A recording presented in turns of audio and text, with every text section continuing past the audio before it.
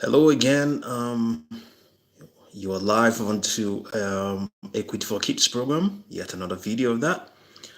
Yesterday we came across an article written by Professor Paul Omerod, or is a visiting professor at the University College of London in the Department of Computer Science. He's an economist at Volterra Partners LLP, and the author of Against the Grain: Insights of an Economic Contrarian. So he's yes, an economic contrarian going, if we have to go by that book he wrote. So this is it. The title is One Serious Climate Action. We need to talk honestly about the economic costs.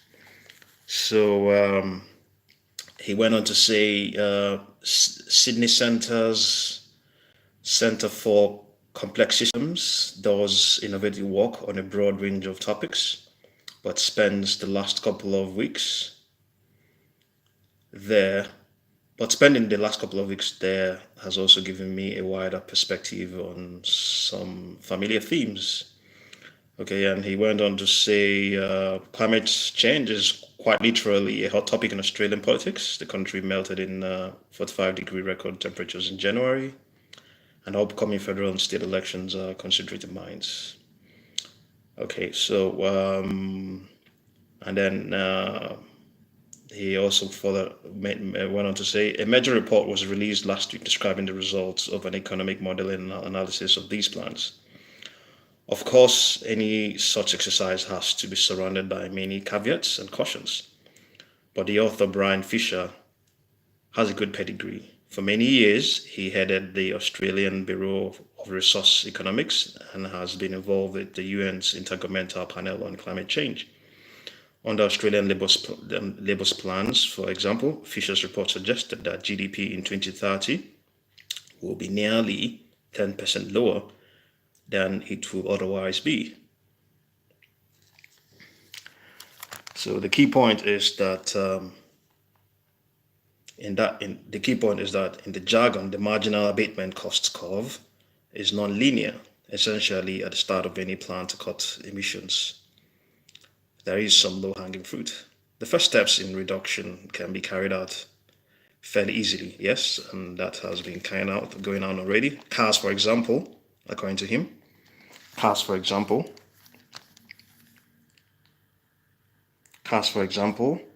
have already become far cleaner in recent years without consumers feeling any noticeable pain through higher prices. But these easy gains soon become exhausted.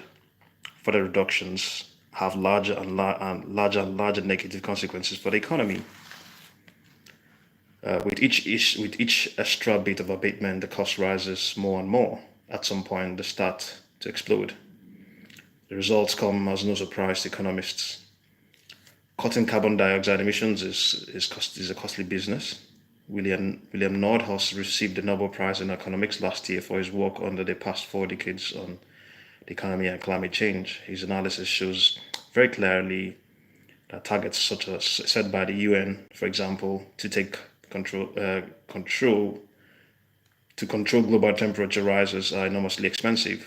The current climate change strikes by children in the UK are a direct copy of those which happened in November in Australia.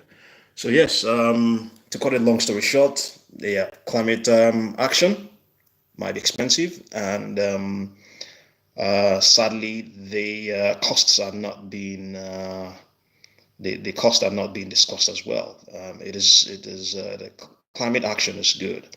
It is good, especially in creating wealth, in innovation. But in my opinion, and I also am in support of his own opinion as well, they have to tread carefully. The radical shift in and ramp up of targets, can be expensive, and the children especially the primary school children who are getting involved, who the liberals are getting involved in all of this action, um, they are the ones who will actually bear the costs. The costs, will not the ramifications in future will not just be. It may not even really be the change of climate. It may be the costs, economic costs, and we don't know if the states will be willing to get involved in that. So even if the states get involved, they can't do everything. It is between it will be between them and others. So it's an issue that has to be discussed, and it's not being discussed.